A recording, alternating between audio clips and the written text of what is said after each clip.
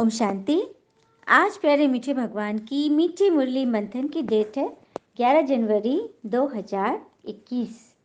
तो चलिए आज मीठे मीठे बाबा अपने मीठे बच्चों से जो कहते हैं वो हम बड़े प्यार से अपनी आत्मा को जागृत करके सुनते हैं।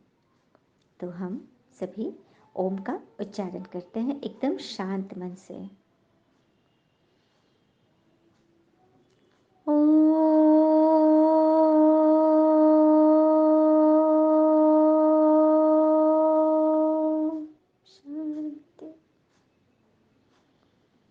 मीठे बाबा ने कहा, मीठे बच्चे, मोस्ट बिलीवर्ड शिव भगवान आए हैं तुम बच्चों को विश्व का मालिक बनाने। तुम उनकी श्रीमत पर चलो।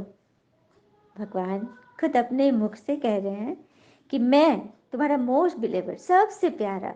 क्यों बाबा ऐसा कहते हैं? क्योंकि जितने भी धर्म की आत्माएं हैं सभी अपने अपने धर्म के अनुसार, अपने अपने भाषा के अनुसार, अपने अपने मत के अनुसार भगवान को याद कर रही है। हाँ, किसी न किसी रूप से, नाम से। तो सबका प्यारा कौन है? ईश्वर, भगवान, खुदा, अल्लाह, साईं, मालिक, प्रभु, जो कहो। सब तो याद उन्हीं पर जा रही है ना, उन्हीं के पास। तो वो आए हैं हम बच्चों को विश्व का मालिक बनाने। तो तुम उनकी मत पे चलो। भगवान कह रहे मेरी मत पे चलो। तुम अब तक मनमत परमत पे चलते आए। मनमत अर्थात बाबा श्रीमत क्या देते हैं? कोई भी कुछ बोल रहा है, हाँ, गुस्सा नहीं करो, अदरवाइज मत लो। अब कई आत्मा क्वेश्चन होता है जो घर में काम करने वाले होते हैं उन पर बड़ा गुस्सा आता है क्योंकि वो ठीक से काम नहीं करते हैं, देरी सवेरी करते हैं, नेग्लिजेंसी करते हैं, जवाब दे देते हैं। तो गुस्सा आना स्वाभाविक है, ये कह रही है एक बहन। तो उसका जवाब ये मिलता है कि तो नहीं, तो उनको कहा गया गुस्सा, तो बोलती गुस्सा नहीं कर तो क्या प्यार करे, कैसे होगा? तो कहा जाता है कि प्यार मत करो लेकिन गुस्सा तो नहीं करो। गुस्सा मत करो, क्योंकि गुस्सा करने से उसका कुछ बुरा नहीं हुआ। बुरा हुआ हमारे मन में, हमारे मन पे यह बात खटकेगी कि हमने श्रीमत के विरुद्ध मनमत लगा दी, मतलब अपने मन से कर लिया ना। कि भगवान तो कहते हैं कि देखो, हलचल में अचल रहेंगे तभी तो है ना कि हाँ हम कुछ अलौकिक कर रहे हैं, कुछ दिव्य कर रहे हैं। हमारा एम ऑब्जेक्ट जो है उसकी प्राप्ति के लिए हम लोग अग्रसर हैं। इस पर सबको वर्क करना है ना। प्रश्न है, मनुष्य परमात्मा के बारे में कौन सी दो बातें एक दूसरे से भिन्न बोलते हैं? और बड़ी बात है। उत्तर है, एक और तो कहते हैं कि परमात्मा अखंड ज्योति है और दूसरी ओर कह देते हैं कि वह तो नाम रूप से न्यारा है। ये दोनों बातें एक दूसरे को कॉन्ट्राडिक्ट करती है, भिन्न होती है, काटती हैं। यथार्थ रूप से न जानने कारण ही पतित बनते हैं। बाबा जब आते हैं तो अपनी सही पहचान देते हैं। मतलब कुछ कुछ ऐसे सिद्धांत है ना जो बिल्कुल एक दूसरे को काट रही है। जैसे एक और बात है कि ईश्वर ही सुख भी देते हैं, दुख भी देते हैं, ये एक धारणा होगी। दूसरी मत है कि ईश्वर कर्म का फल देते हैं। अब बोलिए, यदि ईश्वर कर्म का फल दे रहे हैं, मतलब ईश्वर ही सब कुछ करते हैं और ईश्वर ही दुख भी देते हैं, तो इस पर भी हम समझ सकते हैं ना कि ईश्वर, आज हमारे भाग्य इक्वल नहीं है सबके, कारण कि हमारे कर्म इक्वल नहीं है। ईश्वर क्या करते हैं पता है? ईश्वर हमें बुद्धि देते हैं, बुद्धि से हमें सही कर्म करना सिखा रहे हैं। जैसे भगवान श्रीमत दे रहे हैं, उसमें हम मनमत परमत मिक्स कर ले और कुछ गड़बड़ हो गया तो क्या उसमें कुछ नुकसान हुआ तो वो क्या ईश्वर की झोली में डाल देंगे? नहीं ना। तो यही समझने वाली बात है। यथार्थ स्थिति से नहीं जानने कारण और ही पतित बनते हैं। और आज जो दुनिया की जो हालत हो गई है ना, इतने सारे धर्म पंथ मठ इतने सारे हो गए ना कि हर कोई की अपनी अपनी मतें हैं, अपनी मान्यताएं हैं, अपनी सोच है, सब कुछ अलग अलग हो गया है। इसीलिए तो दुनिया में सब बट गए। एक बार की बात है, एक नौजवान था, वो किसी चीज को मानता नहीं था, धर्म को तो मानता ही नहीं था। कितने भी शास्त्र वेद है, कितने भी अच्छी अच्छी बातें लिखा हुआ, वो सबको बोलता था कि ये सब ऐसे ही है, नहीं मानता था वो। तो उड़ते उड़ते खबर राजा के कानों में पहुंची। राजा बड़ा धार्मिक था, तो उसे उस नरक बुलाया कि तुम ऐसा कैसे कर सकते हो कि ये सब ऐसे ही है, इसका प्रूफ दिखाओ, क्योंकि दुनिया को तो प्रूफ चाहिए। तो बोलता है ठीक है, मैं बताऊंगा आपको कि ये जो इतने विज्ञानी महात्मा मनीषी जितने भी कुछ है ना, ये सब कुछ नहीं, बस दिखावा है। ऐसा बोल देता था वो खरा खरा। तो राजा बोले कि ठीक है दिखाओ प्रूफ। तो बोला कि ठीक है, आप अपने पूरे देश के 7 विद्वानों को लेकर आइए मेरे पास, कल रात दरबार में बैठक लगेगी, और मैं उन 7 से एक ही प्रश्न पूछूंगा और सबका आंसर मैं देखूंगा, फिर मैं बताऊंगा कि मैं ऐसा क्यों कहता हूँ। सब लोगों को उत्सुकता जगी कि अरे भाई क्या बताएगा। तो 7 विद्वान आ गए, एकदम नामी ग्रामी पंडित, एकदम शास्त्रार्थ करने वाले, एक से एक।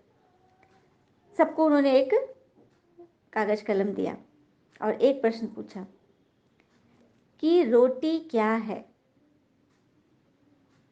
सब तो पहले आश्चर्य में, क्या पूछ रहा है सवाल, रोटी क्या है।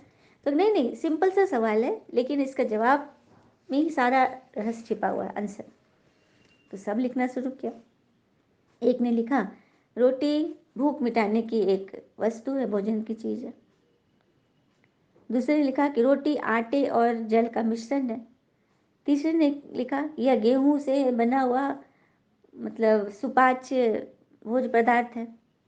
चौथे ने लिखा कि यह पतली गोल मतलब स्वादिष्ट है। सबने अपने, 7 ने अपने अपने विचार लिखे। तो जब उसके पास आंसर आया तो सबका आंसर पढ़ा, उसके बाद उसने राजा से कहा कि देखिए, रोटी क्या है दुनिया का सबसे सिंपल सवाल, जिसका जवाब एकदम एक ही होना चाहिए कि रोटी खाने की चीज़ है, पेट भरने की चीज़ है, बस सिंपल, इसके अलावा कुछ होना ही नहीं चाहिए था। लेकिन इस छोटी सी बात के लिए भी सबने कितने बड़े बड़े अपने आंसर दिए। किसी का भी आंसर मिल रहा है, 7 का आंसर अलग है। तो जब साधारण सी चीज़ में सब अपना मत अलग अलग अलग अलग कर रहे हैं, हाँ, तो जिन्होंने साथ जो लिखा सब कुछ किया, उसको कैसे मैं मान लूँ, उसमें भी सब अपने अपने मतें लिखे होंगे। तो इतनी बड़ी बात कितनी सहजता से उसने बता दिया, सब ने समझा कि हाँ सही बात है। प्रूफ चाहिए, अनुभव चाहिए, लिखी हुई बातों पर मत जाओ, वो परंपरा से लोग करते आ रहे हैं। इसे तो भगवान कहते हैं कि अनुभव को फील करो, जो भी सुनो उसको एक बैग से मत मानो, अपना अनुभव, अपने परिवर्तन को देखो, तब समझो कि हाँ सत्य कहाँ है। तो सत्य तो यहाँ है, क्योंकि सत्य पिता शिव यहाँ बैठ हमें स्वयं यह ज्ञान सुना रहे हैं। और आज की मुरली का गीत है, मरना तेरी गली में, जीना तेरी गली में, जीना तेरी गली में, मिट जाएंगे हमारी दुनिया तेरी गली में, दुनिया तेरी गली में, आए हैं तेरी दर पे हम जिंदगी बनाने, देखेंगे अब तुम्हीं को, सीखेंगे अब तुम्हीं से, ज्ञान में चलने से ही तो होगा चर्चा तेरी गली में, चर्चा तेरी गली में, बाबा तेरी गली में, सुख शांति की डली है, आनंद की कली है। ओम शांति। कितना प्यारा मीठा गीत है ना, जो बच्चे जब भगवान से मिलते हैं तो उनके लिए ऐसे मीठे मीठे गीत गाते हैं। फिर बाबा आगे में समझा रहे, कभी तुम्हारी आत्मा बिल्कुल ही पतित बन गई है, आत्मा पतित है तो शरीर भी पतित है, काली हो गई है। आत्मा प्योर बने तो ही तो शरीर फिर प्योर बनता है। लेकिन वो कैसे होगा? क्या गंगा स्नान करने से होगा? बाबा पूछ रहे हैं। गंगा पानी की नदी है। पानी से तो हमारे शरीर के मैल धुलेंगे, आत्मा के मैल थोड़ी धुलेंगे।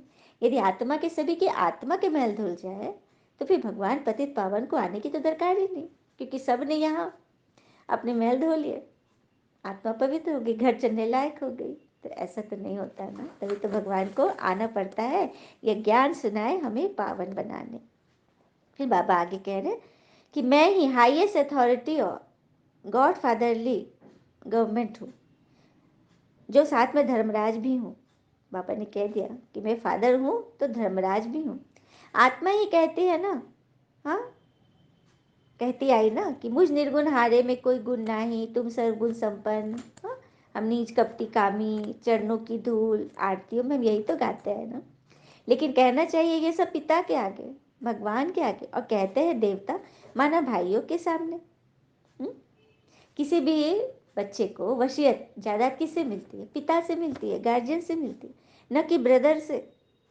आई बात समझ में? भाई भाई से तो कुछ भी नहीं मिलेगा। लेकिन दुनिया पिता को जानती ही नहीं, तो वर्षे को क्या जानने की, जिससे प्राप्ति होगी। और फिर कल्प की आयु भी लाखों बरस कर दिए, जिससे ही मनुष्य और धक्के खाते आए हैं भगवान को पाने के लिए, कहाँ कहाँ भटके। तभी तो बाबा कह रहे हैं कि सबसे जास्ती भक्ति तुम बच्चों ने की है, इसीलिए तो मैं ही तुमको पहले पहल मिलता हूँ और मेरे ज्ञान से तुम परिचित होते हो। और इस ज्ञान से तुम कितने बड़े आदमी बन जाते हो। देखो प्राइम मिनिस्टर, चीफ मिनिस्टर आदि के बंगले देखो कितने फर्स्ट क्लास होते हैं, लेकिन इनके भेंट में तुलना में तुम तो विश्व के बड़े मालिक अर्थात देवी देवता बन जाते हो, जहाँ तुम्हारे महल होते हैं हीरा जवाहरात के। मतलब उसकी कोई तुलना ही नहीं आजकल के बड़े आदमी से, हम बच्चे जो बन रहे हैं।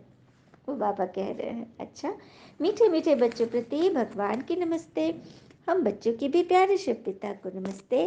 और बाबा दिल से सभी आत्माओं की तरफ से आपको very very very good morning.